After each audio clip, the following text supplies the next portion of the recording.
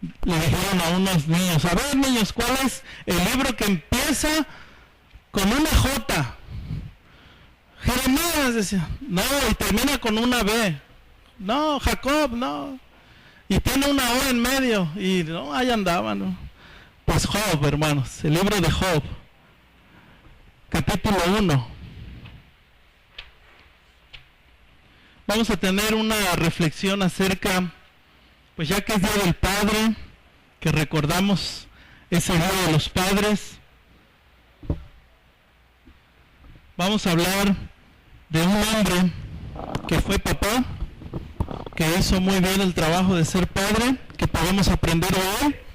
Y el tema, para que no se nos olvide, es un clásico, ¿verdad? Un título clásico. ¿Cómo ser un padre conforme al corazón de Dios? Sí, sabemos que el rey David, cuando Dios lo eligió, era un hombre conforme al corazón de Dios. Eso lo declaró Dios. De la misma manera, hermanos, por las características que tiene este personaje llamado Job, encontramos, hermanos, a una persona muy interesante que podemos aprender de él, y que creo, hermanos, firmemente que Job era un padre conforme al corazón de Dios.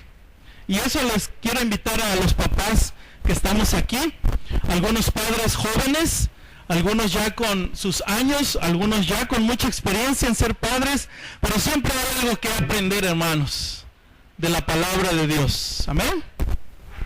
Muy bien. Job 1, versos 1 al 5.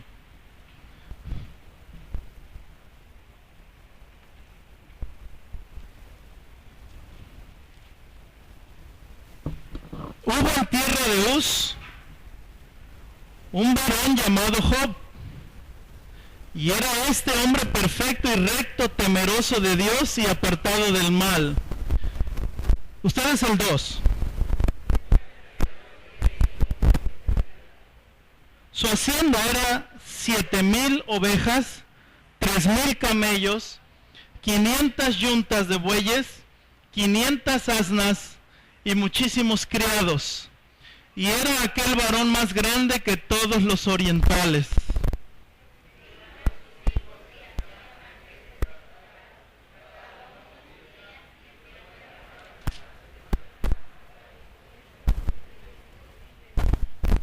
Y acontecía que, habiendo pasado en turno los días del convite, Job enviaba y los santificaba, y se levantaba de mañana y ofrecía holocaustos conforme al número de todos ellos.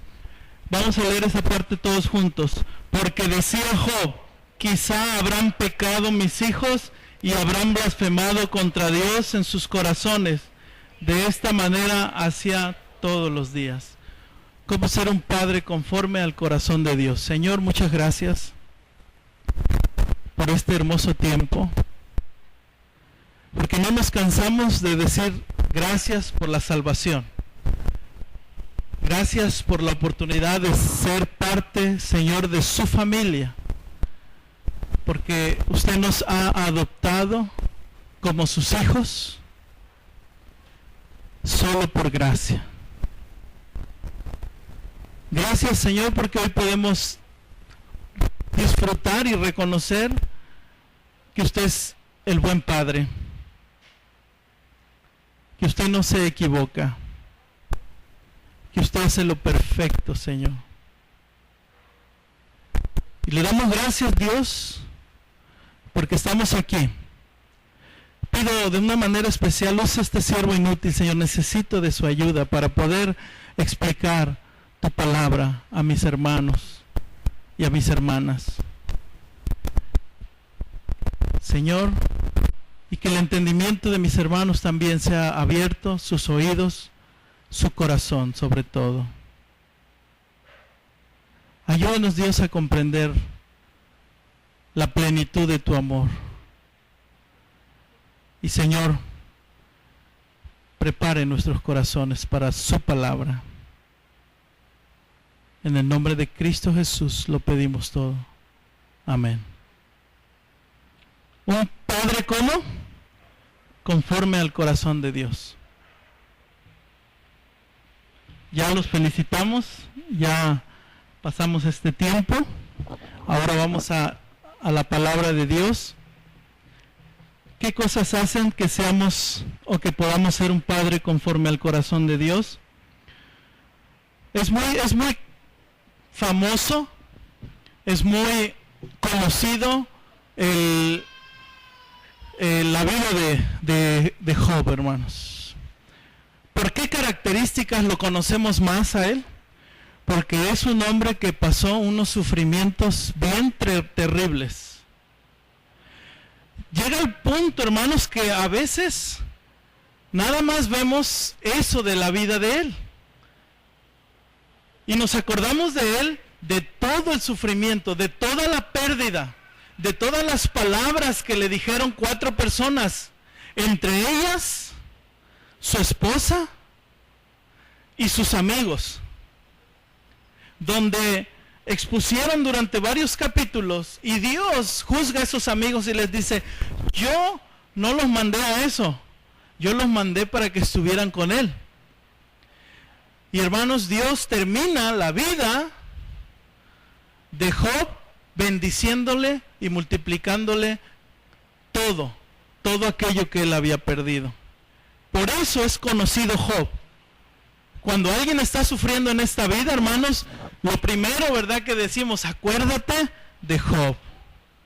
Cuando hay una pérdida, cuando hay una pérdida material, cuando hay pérdida de familiares, cuando hay pérdida de salud, lo primero, ¿verdad?, que le podemos aconsejar a alguien es decirle: mira, alguien ya pasó por tu camino y se llama Job. Por eso nos acordamos mucho de él. Pero hermanos, hay una clave muy importante en la vida de Job, y los primeros 5 versículos del capítulo 1 nos enseñan cosas importantes, pero sobre todo, hermanos, cómo poder nosotros, ya como padres o los futuros padres, ser unos buenos padres como Dios quiere. Sin duda, hermanos, hay una responsabilidad muy grande de los hijos, sobre todo de los que entienden. Ahora los hijos que ya entienden, ¿verdad?, cuando les lees la palabra de Dios, como lo leyó el hermano Osvaldo hace rato en Efesios capítulo 6, ¿verdad? Honra a tu padre, a tu madre, para que seas de largos días sobre esta vida. Hay una responsabilidad que la palabra de Dios llama a los hijos a honrar a los padres, a ser sumisos a los padres. Pero hermanos, lo primero es como la responsabilidad de los padres para ser buenos padres conforme al corazón de Dios. ¿Y cómo podemos? ¿Quién es aquel padre conforme al corazón de Dios? Número 1, es aquel que teme a Dios, o sea, es aquel que lleva una vida piadosa delante de Dios. Esa es la primera cosa, y lo tenemos propiamente, hermanos, ahí en el versículo 1. Hubo en tierra de Uz un varón llamado Job, y era este hombre perfecto y recto, temeroso de Dios y apartado del mal. Todas esas características que nos dice la palabra de Dios, que era perfecto y recto, temeroso de Dios y apartado del mal, nos hablan de que él tenía una vida piadosa.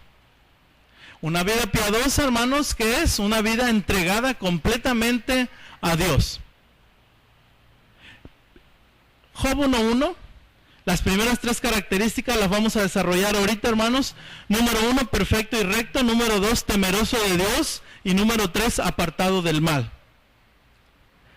Uno diría: wow, qué hombre, yo quisiera ser como él. O a lo mejor las esposas dijeran: wow, qué hombre, me gustaría tener un marido como él, ¿verdad? Perfecto y recto. ¿Sí? Perfecto y recto, temeroso de Dios y apartado del mal. Pero ante todo, hermanos, lo primero que la palabra de Dios nos describe en el verso 1 es: este era hombre. O sea, Job no era un extraterrestre. De hecho, Santiago dice que Job era un hombre como tú y como yo, sujeto a pasiones como las nuestras. A veces pensamos que una persona perfecta, recta, temerosa de Dios y apartada del mal es alguien que vive sobre nosotros o que está sobre nosotros o que de veras brilla de su santidad. Pero la Biblia lo primero que hace es decirnos que es un hombre, un ser humano, como tú y como yo, con las mismas debilidades, con las mismas imperfecciones. Pero ya cuando Dios lo describe con las virtudes cristianas, es ahí cuando decimos, bueno, quitamos de vista. Pero hermanos, es un hombre. Y sabe, hermano, lo que más me emociona es lo que Dios puede hacer con un hombre. Lo que Dios puede hacer con un hombre, hermanos. Con un varón. Y lo que Dios hace es eso. Que su vida sea perfecta, recta. Otra palabra para decir perfecta es intachable. Era intachable, era íntegro. Hermanos, esa primera parte, perfecto y recto, el ser intachable, íntegro. Digo yo, ¿a poco a usted no le gustaría tratar un negocio con una persona con estas características, hermano? Hermano, un hombre que es recto, que es intachable, ¿qué temor vas a tener? Hoy en día, hermanos, no encontramos esta clase de hombres en abundancia. Hoy encontramos todo lo contrario, hermanos. Pero qué bonito sería, ¿verdad? Que vas a hacer un negocio con alguien, pero con alguien que es perfecto, recto, intachable, íntegro.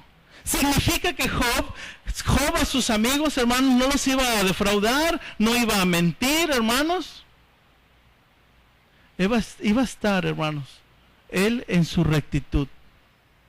La vida de Job, hermanos, tenía una solidez. La vida de Job, hermanos, era una persona que tenía unas convicciones muy fuertes en cuanto a la persona de Dios. De manera que esto lo hacía que este hombre fuera piadoso. Que fuera piadoso. Ahora, dice ahí, temeroso de Dios. Temeroso de Dios. Esta es otra característica que la palabra de Dios describe de este hombre. Temeroso de Dios significa que tenía un profundo respeto a Dios porque conocía personalmente a Dios. Nadie puede tener un profundo respeto a Dios, hermanos, si no lo conoce. Hermanos, Dios para muchos es un desconocido. Estaba dando una clase, hermanos. Estaba dando la clase de doctrina en el Instituto Bíblico. Y uno de los alumnos me dijo, pastor, cuando vimos las 25, pues las que le podemos sacar en la Biblia a los hombres, ¿verdad? 25 atributos de Dios. Dijo, hermano, yo nomás pensé que Dios era omnipotente, omnipresente y omnisciente. 3. Pero Dios es más que eso, hermanos. Dios tiene unas características de su personalidad que las podemos encontrar en la palabra de Dios. Quien conoce a Dios más profundamente, obviamente le va a tener un respeto a Dios. Hoy vemos una sociedad irrespetuosa a Dios. Una sociedad, hermanos, que blasfema contra Dios.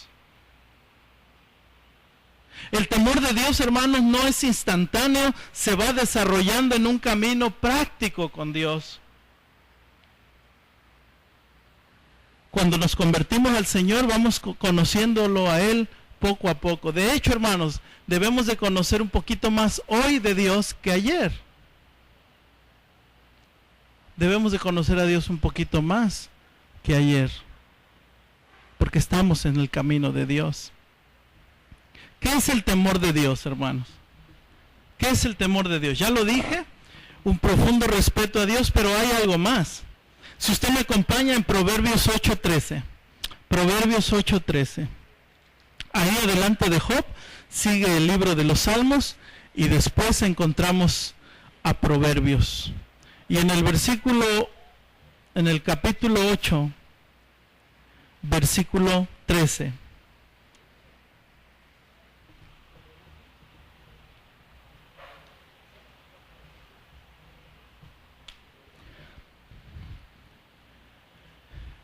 El temor de Dios es práctico. Mire lo que dice el verso 13. Si usted lo encontró conmigo, léalo. Dice, el temor de Jehová es aborrecer el mal. La soberbia y la arrogancia, el mal camino y la boca perversa, ¿qué hace Dios? La aborrece. El temor de Dios es aborrecer el mal. Ahora, hermanos, esto es muy importante. ¿El mal según quién? Debemos, hermanos, tener temor de Dios, y el temor de Dios es aborrecer el mal. Pero ¿el mal según quién? El mal según Dios, no el mal según nosotros. Porque hay cosas que para usted y para mí no son malas, pero para Dios las aborrece. Dios aborrece cosas malas que pensamos y que hacemos. Entonces, aborrecer el mal, hermanos, es temer a Dios, pero el mal que Dios dicta, el mal que Dios describe, el mal que Dios considera. Porque, por ejemplo, hoy para los hombres, para la humanidad, hoy no es malo asesinar a bebés en el vientre. No es malo, hermanos, casarse hombre con hombre y mujer con mujer. No es malo. Pero Dios, ¿qué dice? Que aborrece eso. Para nosotros a lo mejor no puede ser mala la soberbia y la practicamos. A lo mejor para otros no es mala la arrogancia y la practicamos. Para otros a lo mejor la boca perversa no es mala, pero para Dios sí es mala, hermanitos. Es bien mala y Dios se ofende.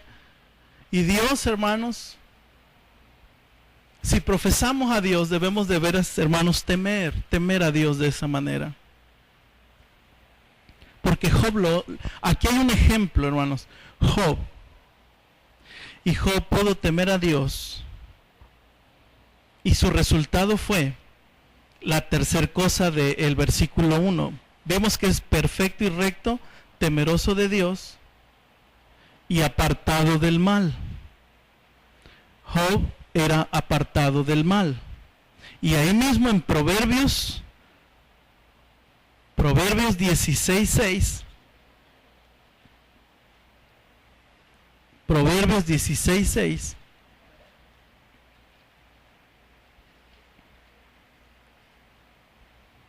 Con misericordia y verdad se corrige el pecado, y con el temor de Jehová los hombres se apartan del mal. Si tú ves a un hombre, si tú ves a una persona que está en el camino del mal, no puede decir que teme a Dios. El hombre que teme a Dios se aparta del mal. Y vuelvo a decir, el mal conforme a Dios. Porque en Isaías el Señor lo dijo claramente, lo dijo de esta manera: vuestros caminos no son mis caminos, ni vuestros pensamientos son vuestros pensamientos.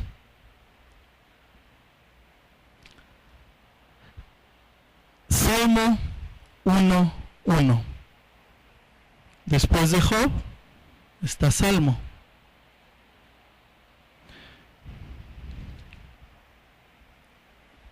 Bienaventurado el varón que no anduvo en consejo de malos, ni estuvo en camino de pecadores, ni en silla de escarnecedores se ha sentado, sino que en la ley de Jehová está su delicia, y en su ley medita de día y de noche.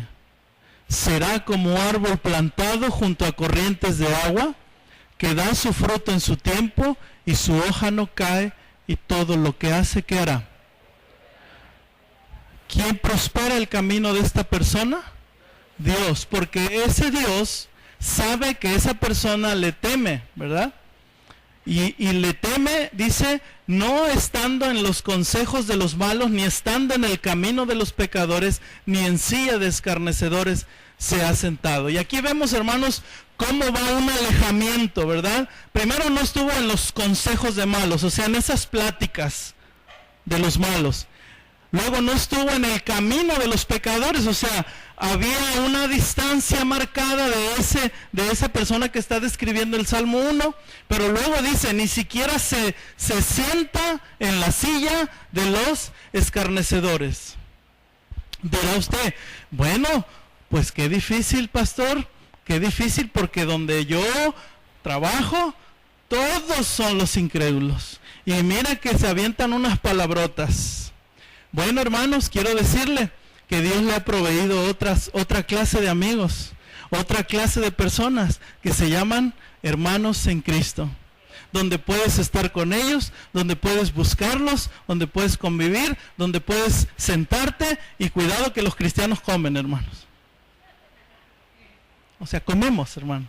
No tomamos, no fumamos, no nos drogamos, pero pónganos una carnita asada, hermano. Y mire, hermanos, debemos ser bien honestos con la palabra de Dios, ¿verdad?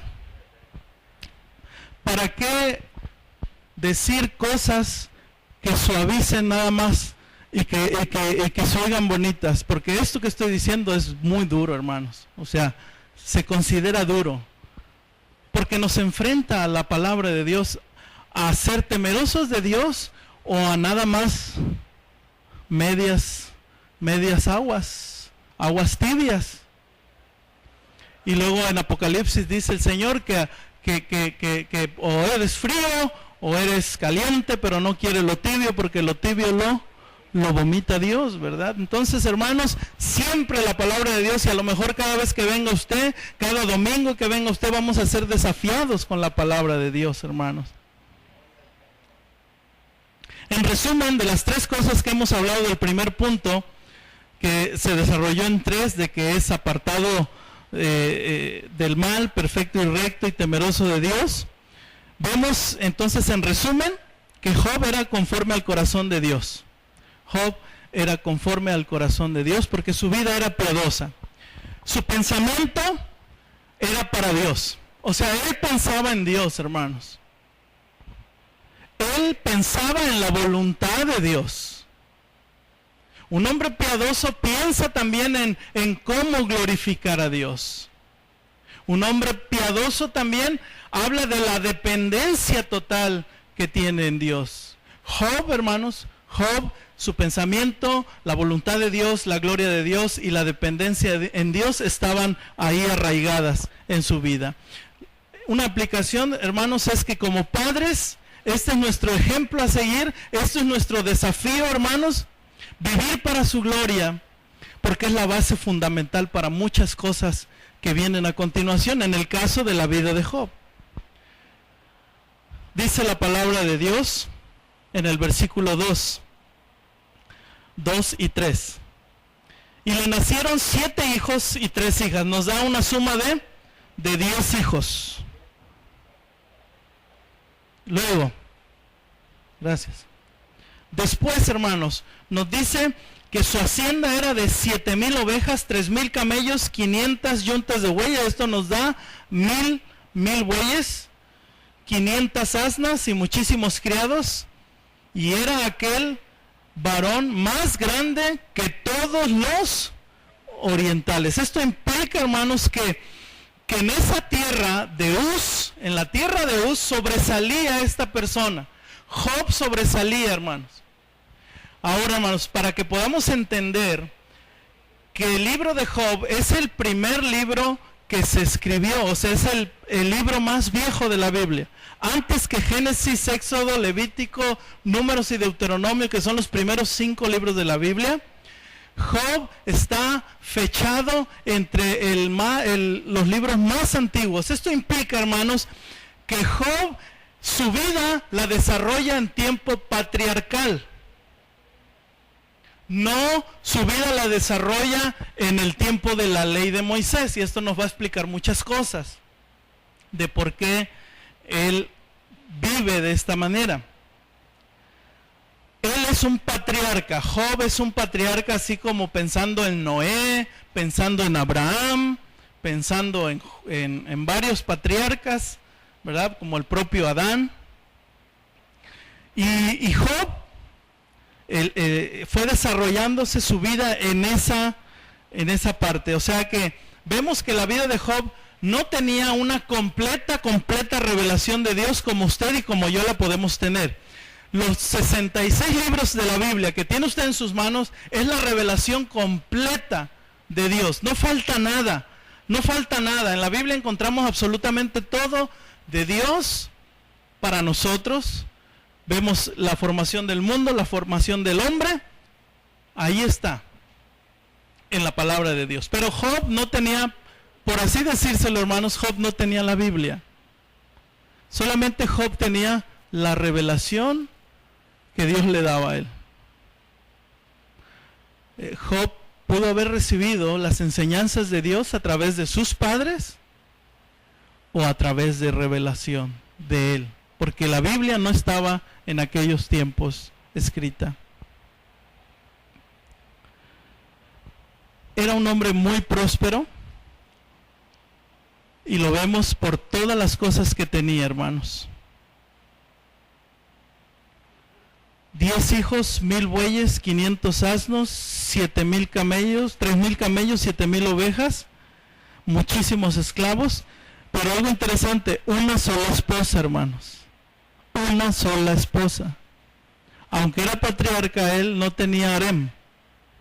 Una sola esposa se le dio.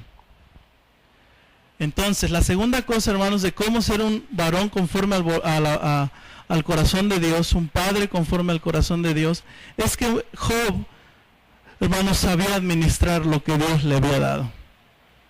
Job sabía administrar lo que Dios le había dado. ¿Era buen administrador? Sí, era buen administrador. Nos lo dice, mire, algo impresionante, nos lo dicen las tragedias de Job, nos dice que él era un buen administrador. Todos los días él ponía a trabajar lo que Dios le había dado. Las tragedias que le vienen porque él tenía líderes encargados en cada uno, de las manadas, de los camellos, de las ovejas, de la hacienda, tenía encargados, tenía mayordomos.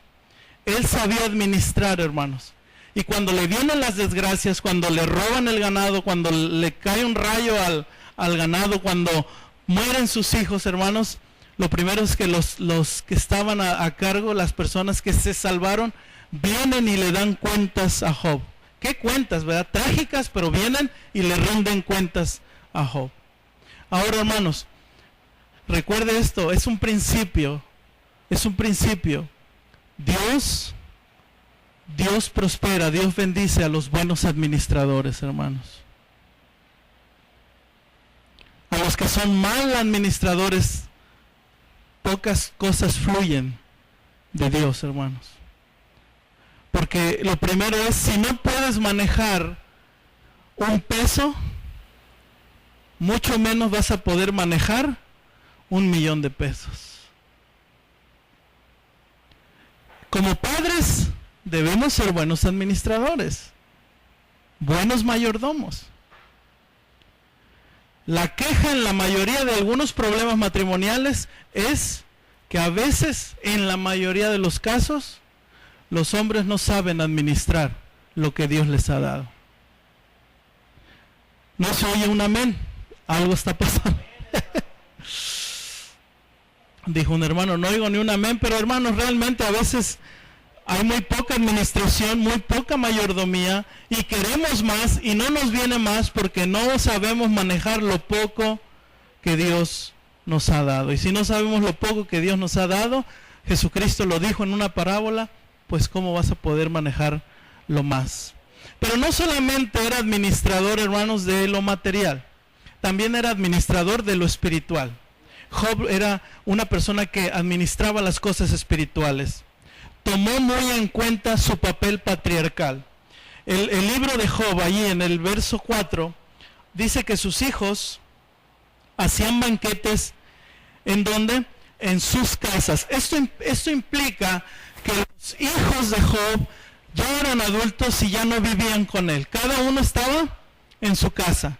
Pero lo que la Biblia nos dice es que cada uno en su casa, cada día hacían fiesta y convites, banquetes. Fíjese hasta dónde llegaba la prosperidad del Padre. La prosperidad del Padre llegaba hasta la prosperidad de los hijos. A lo mejor estoy seguro que si cada padre, que si cada hijo de Job vio a su padre ser buen administrador, ellos fueron buenos administradores en su casa. Entonces cada uno tenía su casa. Y algo interesante también, dice que cada uno invitaba a sus 3 hermanas a las fiestas. ¿Por qué, hermanos, nota esto la palabra de Dios? Porque en la antigüedad las mujeres no eran tratadas con dignidad como Jesucristo enseñó después en el Nuevo Testamento. Entonces la mujer no tenía derecho a nada, hermanos. La mujer estaba esperando a su futuro marido para que le diera un futuro.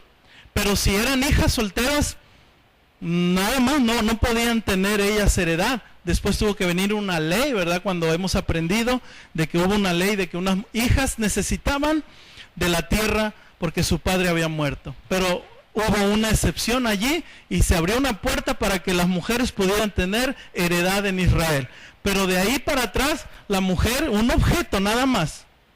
Un objeto. Después de Cristo, Cristo vino y enseñó que debemos dar honra a las esposas, a las mujeres. Así que, hermanas, deben de estar toda su vida agradecidas con el Señor. Amén. Aún en otros países donde se predican falsas enseñanzas, ¿sí? Son muy maltratadas las mujeres. Y creo que a ustedes no les gustaría estar en esas culturas. Gloria a Dios, porque Dios ha dado un país libre, hermanos. Y un lugar donde le ha dado honor a la mujer. Pero lo que vemos aquí es que los hijos invitaban los hermanos, ¿verdad? Invitaban a sus 3 hermanas, no las dejaban abajo, hermanos. Compartían lo que Dios les había dado con sus hermanas. ¿Por qué? Porque lo habían visto de su papá, lo habían visto de Job. ¿Por qué digo que era un buen administrador de las cosas espirituales, hermanos? Porque él tenía una profunda preocupación. ¿Cuál era su preocupación? Versículo 5. Que en cada fiesta se les pasara la mano a los hijos. Y que en esas fiestas, quizá, dice él, quizá mis hijos habrán pecado y habrán blasfemado contra Dios en sus corazones. Esto es bien noble, hermanos. Esto es algo muy noble. Esto es algo muy noble de un hombre. Su preocupación, hermanos, una profunda preocupación que tenía este hombre era de que sus hijos no ofendieran a su Dios. ¿Qué podemos aprender de esto, hermanos? Lo mismo, ¿verdad? Lo mismo debemos aprender, hermanos.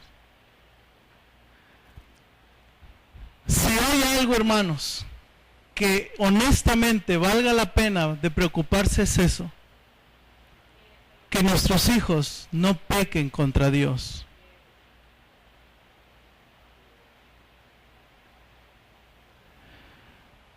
Muchos papás viven preocupados de otras cosas menos de la vida espiritual de sus hijos. Muchos papás están afanados que sus hijos no pierdan el 10 de calificación en la escuela. O la A, ¿verdad?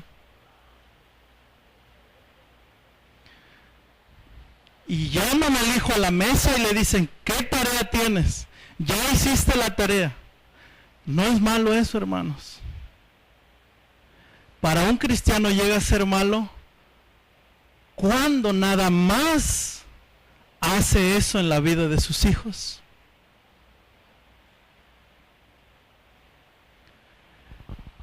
Pero también, hermanos, si sienta a su hijo, mi hijo, me preocupa, ¿has leído la Biblia?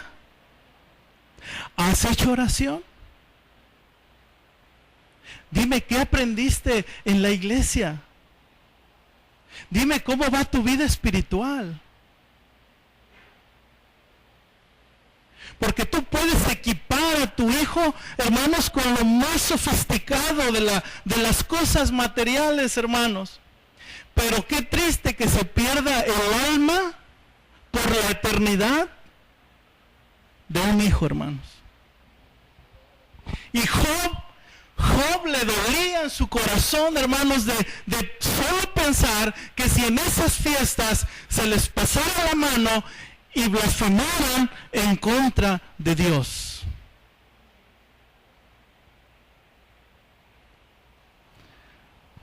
El gobierno, hermanos, está muy preocupado porque la enseñanza, la educación, la mente de nuestros hijos brille y le meten dinero y a veces ese dinero no llega, ¿verdad?, a las escuelas. Pero ¿sabe qué? El gobierno nunca se va a preocupar de la vida espiritual de tus hijos. No se va a preocupar de la moralidad de tus hijos. Ese es trabajo de los padres. Y te quiero ser bien honesto, en la iglesia a veces se nos deja a los maestros una vez a la semana ese trabajo y no es suficiente. El trabajo espiritual se hace en casa porque así lo designó Dios, hermanos. Así lo planeó Dios. Así lo planeó Dios.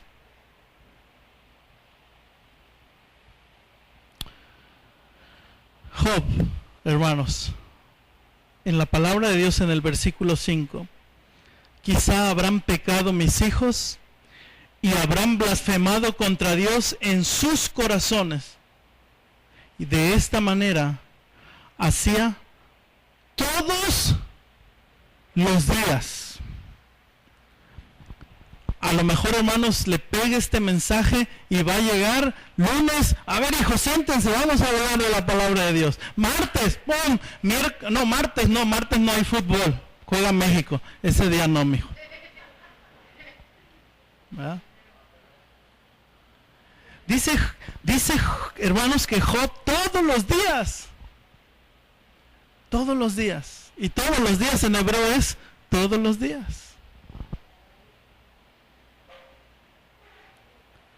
Esto, hermanos, de veras, que se quede bien en nuestros corazones, que sí nos preocupemos por mandarlos a la escuela, por proveerles de ropa, de zapatos, de facilitarles la vida. A lo mejor ustedes, a lo mejor yo, hermanos, tuvimos una vida un poco más difícil, ¿verdad? A lo mejor batallando, a lo mejor a veces sin comer, pero hermanos, también, hermanos, equilibra eso.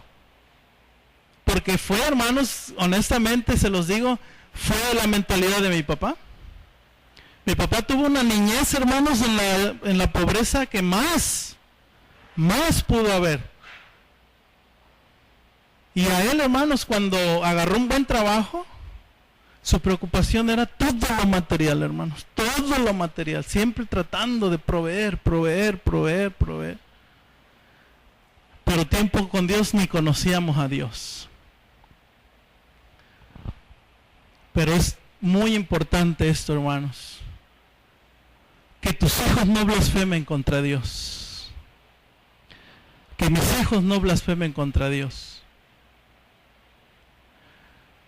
Dice que ya cada uno estaba en su casa, o sea, cada uno ya se había ido, cada uno estaba en su casa, pero lo interesante aquí, hermanos, es ahí.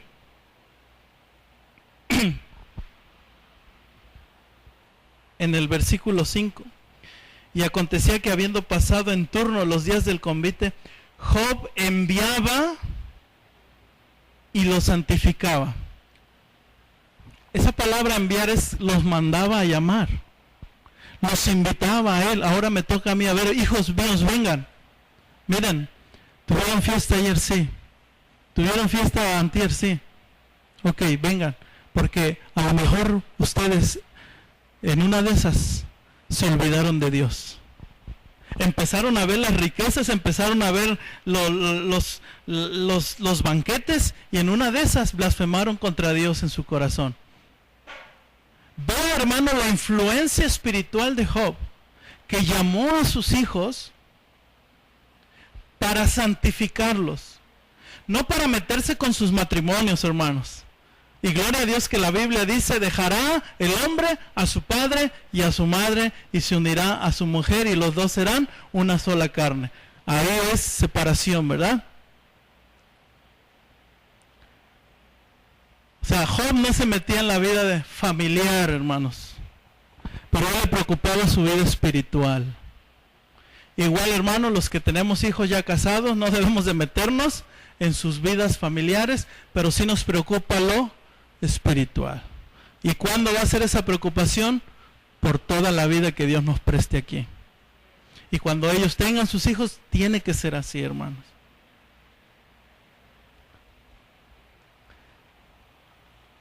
Ahora, hubo una influencia poderosa. La tercera cosa, hermanos, tercera y última cosa. Job era conforme al corazón de Dios como papá, porque supo criar a sus hijos en disciplina del Señor. Job sin duda sabía esto con las limitaciones de una revelación parcial que él tenía.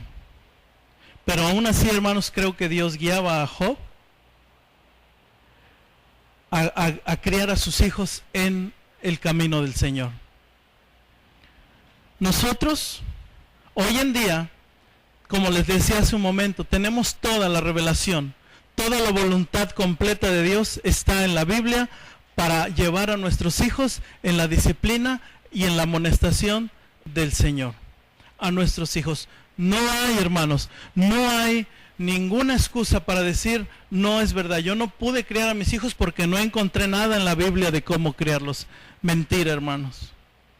Hay en la Biblia lo suficiente para hacer de nuestros hijos unos buenos hombres, unas buenas mujeres de Dios, y obviamente unos buenos hombres y mujeres para este mundo que necesita a esa clase de hombres y mujeres, hermano.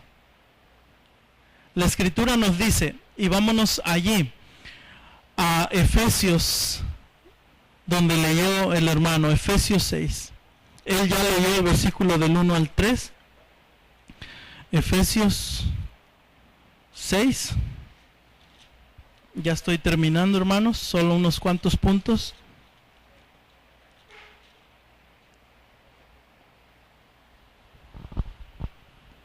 Leímos el 1 al 3, que es la obligación de los hijos. Pero ahora vamos a leer del 4, nada más el 4.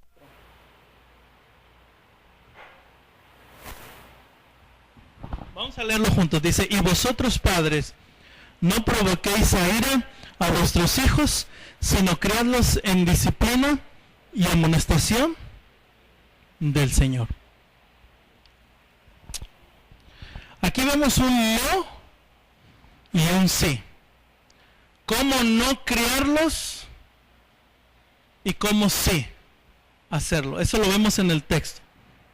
No provoquéis a ira a vuestros hijos. Esa es la primera parte. Y vamos a verla ahorita, el no. Y después vamos a ver el sí. Sino criarlos en disciplina y amonestación del Señor. Otras partes, otras versiones de la Biblia, de la misma Biblia, de este texto, dice de esta manera: no hagan de sus hijos unos resentidos. no hagan de sus hijos unos resentidos.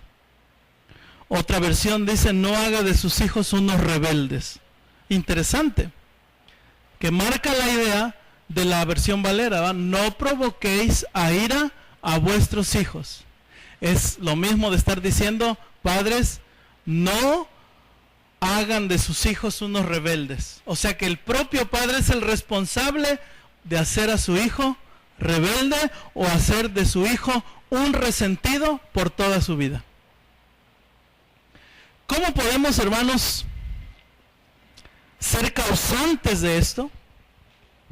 ¿Cómo podemos provocar a ira a nuestros hijos? Hay 4 maneras. Con críticas destructivas, con una severidad excesiva, con una irritabilidad, con las inconsecuencias, con el favoritismo, y yo puse la última, con la sobreprotección. Y no fueron 4, ¿verdad? 5. Críticas destructivas. Uno puede provocar a nuestros hijos a la ira o hacerlos rebeldes o hacerlos resentidos cuando criticamos a nuestros hijos excesivamente. ¿Han oído hablar del presidente Winston Churchill? Un presidente muy famoso. Él escribe unas cartas muy tristes porque su padre toda su vida lo criticó. Le criticaba todo lo que hacía no le gustaba a su papá. Fue un buen presidente, pero en lo más profundo él vivió resentido contra su padre, porque las críticas de su padre eran excesivas y eran destructivas. Los padres que siempre están criticando a sus hijos, los desmoralizan. Las críticas se expresan de muchas maneras y a veces no solamente verbales, hermanos. De otro tipo de manera a veces se critica a los hijos. Se provoca ira a nuestros hijos, hermanos, cuando somos demasiado severos y dominantes. Nos sentimos los amos y señores de nuestros hijos. Y yo nada más quiero recordarme yo mismo y que usted se recuerde, papá, también esto. El amo y señor no es usted ni yo. El amo y señor se llama Jehová de los ejércitos. A veces somos tan legalistas, hermanos, que aplastamos el espíritu de nuestros hijos. Es bueno proteger a nuestros hijos de una cultura que cada día más está rebelde. Pero a veces, hermanos, protegemos a nuestros hijos con un legalismo, hermanos, con algunas medidas represivas que llegan, hermanos, a aplastar el espíritu de sus hijos. Más cuando tú no le ofreces a tu hijo otra cosa, otra alternativa.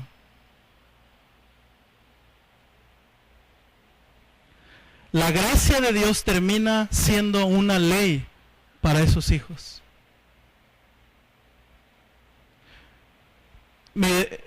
Lo dijo el hermano Josías, el pastor que vino hace meses. Él dijo que sus hijos no saben de diversión más que la Biblia.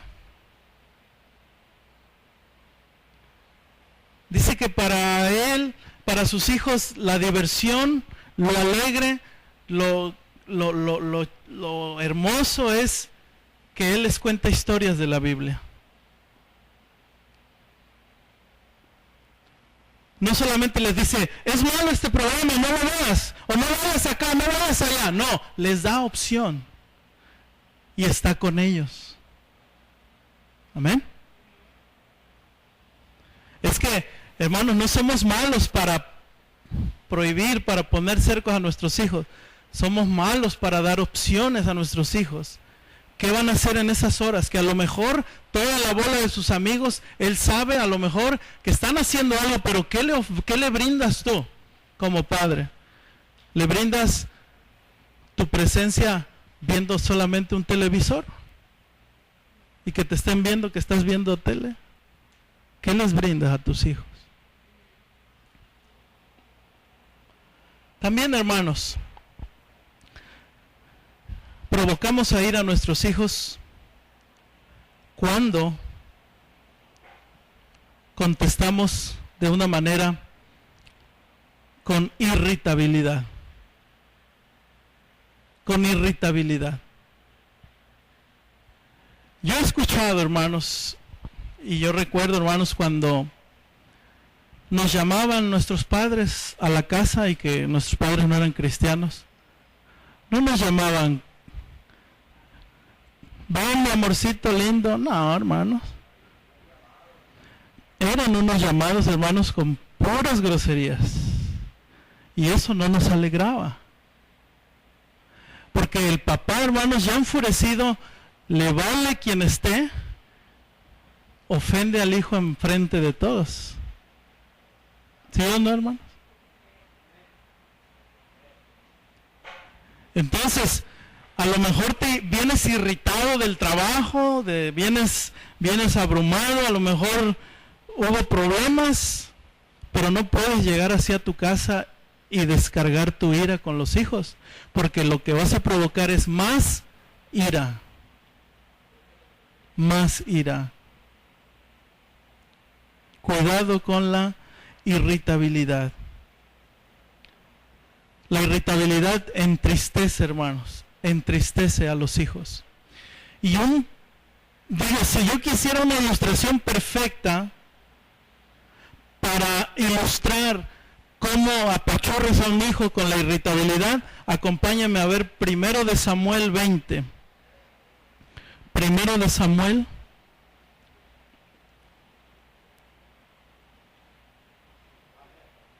20.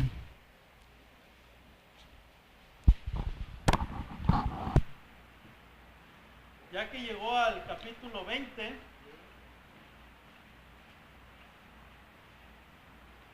busque el verso 30.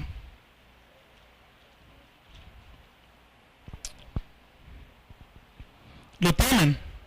Lo voy a leer, dice: entonces se encendió la ira de Saúl contra Jonatán y le dijo: hijo de la perversa y rebelde, ¿acaso no sé yo que tú has elegido al hijo de Isaí para confusión tuya y para confusión de la vergüenza de tu madre?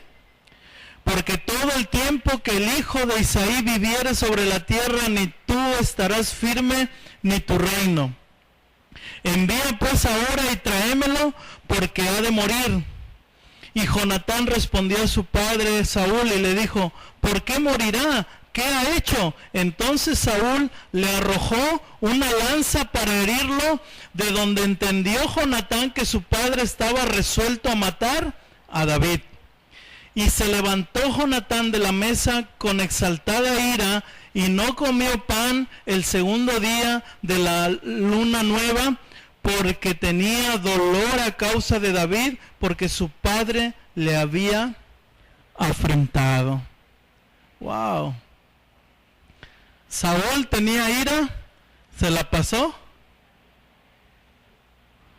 a su hijo, porque su hijo había elegido una amistad con el rey David.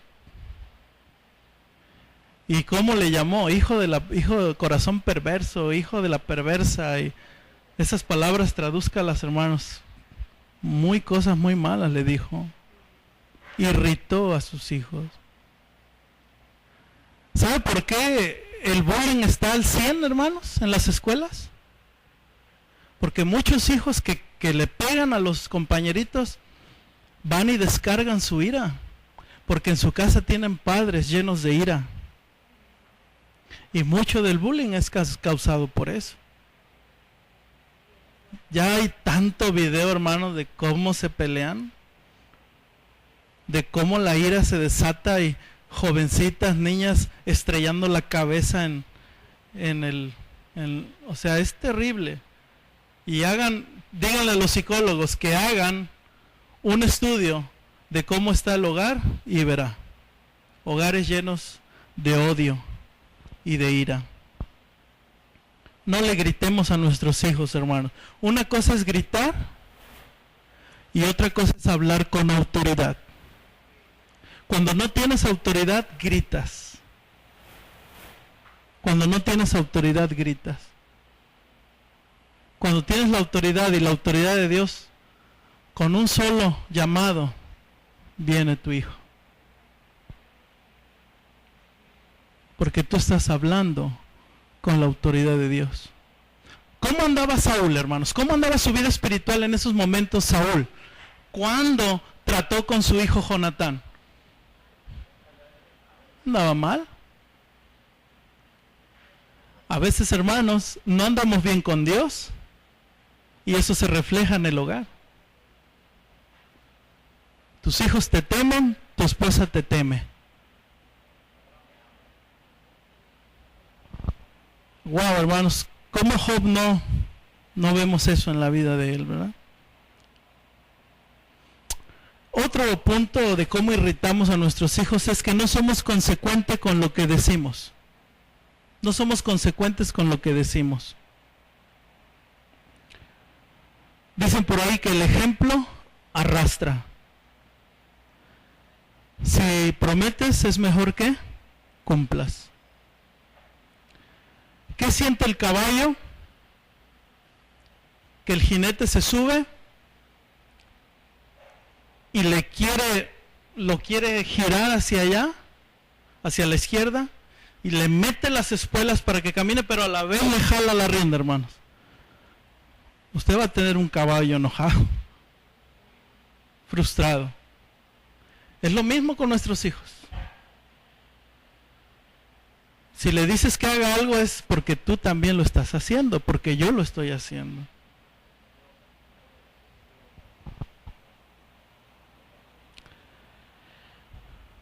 Otra cosa, el favoritismo, hermanos. Los que tienen más de un hijo. Ningún hijo debe de ser tratado mejor que otro. Y que las diferencias entre uno y otro no lleven al favoritismo. Que las diferencias entre uno y otro no lleven al favoritismo. En la Biblia vemos casos donde hubo favoritismos y hasta el día de hoy hay repercusiones en las descendencias de esas personas.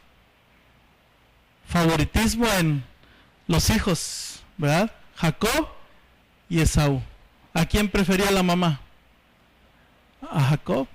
Y le robó la primogenitura. Y Esaú, toda su descendencia odia a Israel.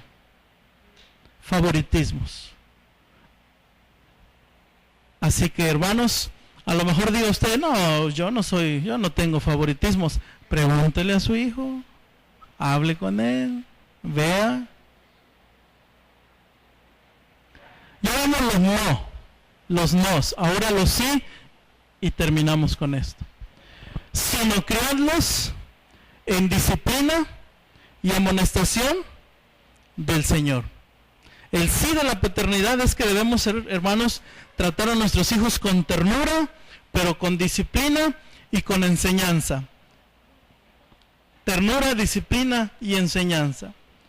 La palabra criar, cuando dice ahí criarlos en disciplina y amonestación del Señor, la palabra criar viene del griego nutrir o alimentar. ¿Sí? Nutrir o alimentar. Y esto nos da la imagen, hermanos, de la pollita o el pajarito que nutre a su pequeño bebé. ¿Sí? O la vaca que nutre al becerro. ¿Qué pasa cuando viene el becerro? La vaca corre y se va, lo patea. No. Espera pacientemente a que el becerro coma. Los pajaritos ya están abriendo el pico, llorando de comida, y la mamá o el papá le ponen la comida sobre la boca, pacientemente, con ternura. Esas son imágenes de ternura. Eso es lo que trata de comunicar el criar a nuestros hijos en disciplina y amonestación del Señor. O sea, con ternura, con amor, ¿sí? Con generosidad. Hermanos, como varones, papás, no se nos quita lo varón si somos, hermanos, tiernos con nuestros hijos. No se nos quita la hombría, hermanos. Muchas veces nos da vergüenza, nos da pena dar un abrazo, un beso, un abrazo a nuestros hijos, un beso a nuestros hijos o nuestras hijas, y porque no fuimos criados de esta manera. Pero hermanos, porque nuestros padres nos dijeron que eso era de viejas, que era de mujeres, y nos hicieron machos, y entonces, hermanos, ya cuando nos ven besar a nuestros hijos, abrazar, ya por ahí dicen los amigos que este es macho menos, ¿verdad? Y por eso hay esa, pero hermanos, el Señor, hermanos, tenemos al Señor en nuestro corazón. Hermanos, Dios, hermanos, nos ha adoptado como hijos suyos. Hay muchas veces, hermanos, que Dios realmente, hermanos, siempre, pero realmente hay veces que sentimos el abrazo de Dios, el compañerismo de Dios. El que Dios está ahí a tu lado y dice, no importa lo que estés pasando, yo estoy contigo.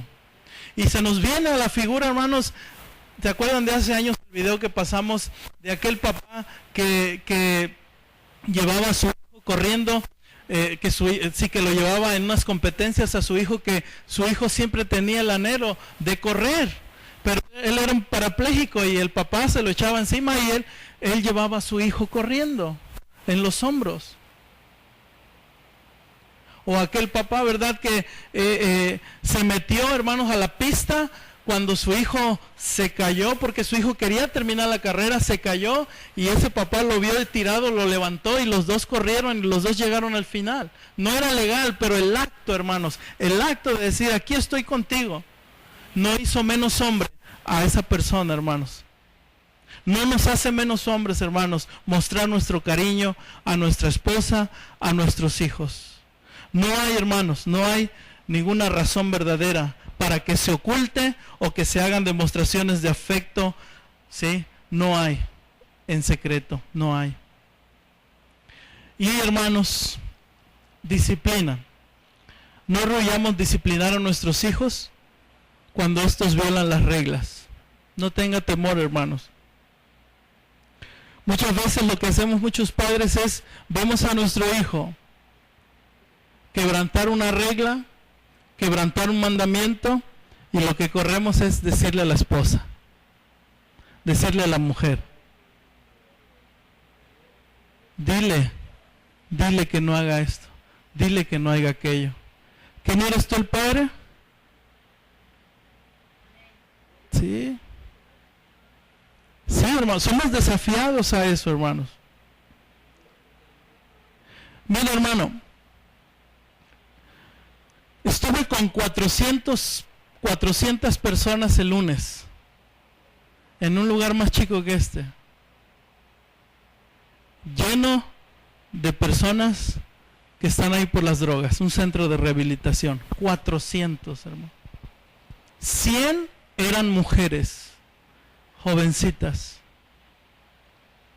Muchos de ellos están ahí porque nunca fueron disciplinados. Siempre los padres dejaron hacer lo que quisieran con ellos. Haz de tu vida. No se atrevieron a disciplinarlos. Las cárceles llenas de muchos de ellos. ¿Por qué? Porque sus padres no se atrevieron a disciplinarlos. Y no estoy hablando solamente de golpes. La Biblia habla de la varita. De la varita. ¿Sí? Y hay un momento, una edad, en que tu hijo ya no requiere la varita, porque te la quita y te da. No, hermanos. Pero hay otras maneras sabias de disciplinar a tu hijo. A lo mejor, hermanos, quiero pensar, ¿verdad? Si pues por ahí eres tú generoso con tus hijos el domingo, ¿verdad? Pero ves que tu hijo anda mal y que no se quiere poner las pilas y anda quebrantando las reglas y los mandamientos, pues absténle el domingo, hermanos. Amén. Y ya ves que sí se compone, hermanos. porque estás ejerciendo una autoridad. Ahora hay niños pequeñitos, hermanos, bien pequeñitos, que ya desafían al papá. Ya desafían al papá. Pequeñitos. ¿Y qué necesitan, hermanos? Disciplina y amonestación del Señor. Disciplina y amonestación del Señor. Hermanos, por último, la exhortación verbal, la enseñanza. Amonestar, dice la palabra de Dios, criarlos en disciplina y amonestación del Señor. Amonestación es poner en la mente, incluye la confrontación, hermanos. Ya vistes que tu hijo quebrantó una ley, una regla, un mandamiento, tienes que confrontarlo y decirle, mira, la palabra de Dios te dice esto. Mira, mijo, te miro como que no eres cristiano. Mira, andas teniendo actitudes como de incrédulo. ¿Qué está pasando? A ver, vamos a platicar. Quiero enseñarte y en la palabra de Dios que mira, hiciste esto contra tu hermano, contra tu hermana, contra tu hermanito, contra tu mamá, contra tu papá, hiciste esto.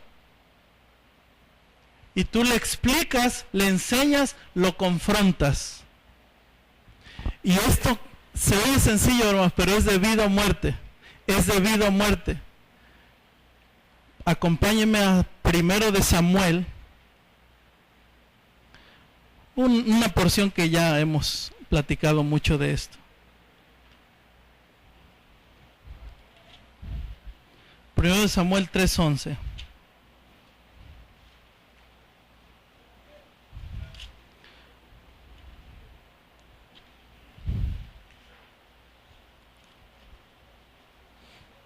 Y Jehová dijo a Samuel, he aquí yo haré una cosa en Israel, que a quien la oyere le retañirán ambos oídos.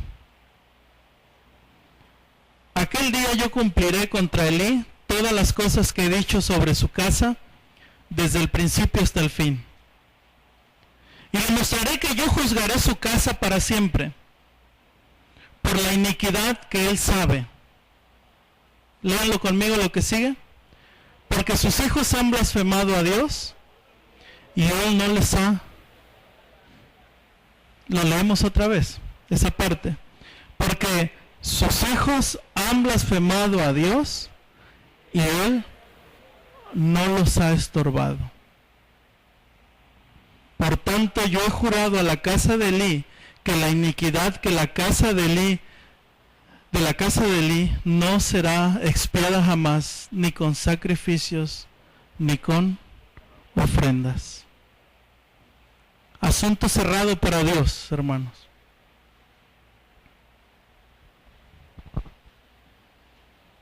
Elí, un buen sacerdote para los demás, menos para su casa. Y dice, dile a Elí, dice Dios, por cuanto sabía que sus hijos estaban blasfemando contra Dios, no hizo nada. No hizo nada. Hermanos, hay que hacer algo. Hay que hablar, hermanos. A lo mejor usted diga, no soy de muchas palabras. Pídale a Dios sabiduría y dice que Él la dará abundantemente.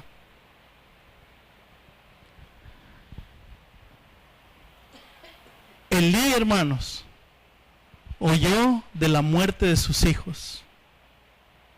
Cuando él oyó de la muerte de sus hijos, él también cayó y se murió.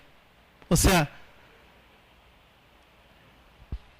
Elí, hermanos, sabía que sus hijos estaban por caer al precipicio del fuego y no hizo nada. No hizo nada, hermano.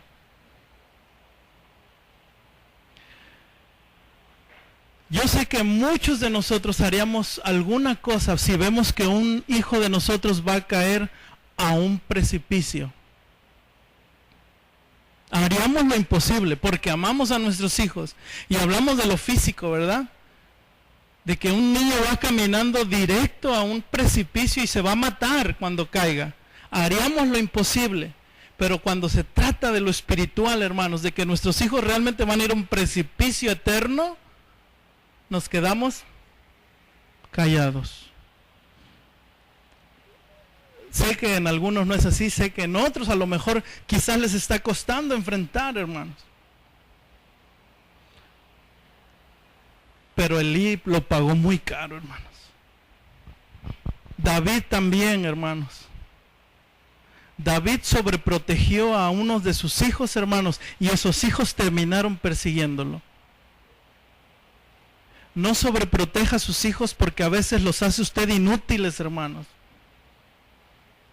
Cuando tú sobreproteges a tu hijo, cuando lo mandas al mundo, el mundo se lo come. No saben tomar decisiones, no saben nada, no están despiertos. ¿Por qué? Porque siempre los tuviste en una sobreprotección pecaminosa. Confiabas más en tus fuerzas que en el poder el poder de Dios, de que Dios nos podía proteger, de que Dios nos puede guardar. Confiamos más en eso, hermano. Cuidado, hermanos. Así que criarlos en la disciplina y amonestación del Señor.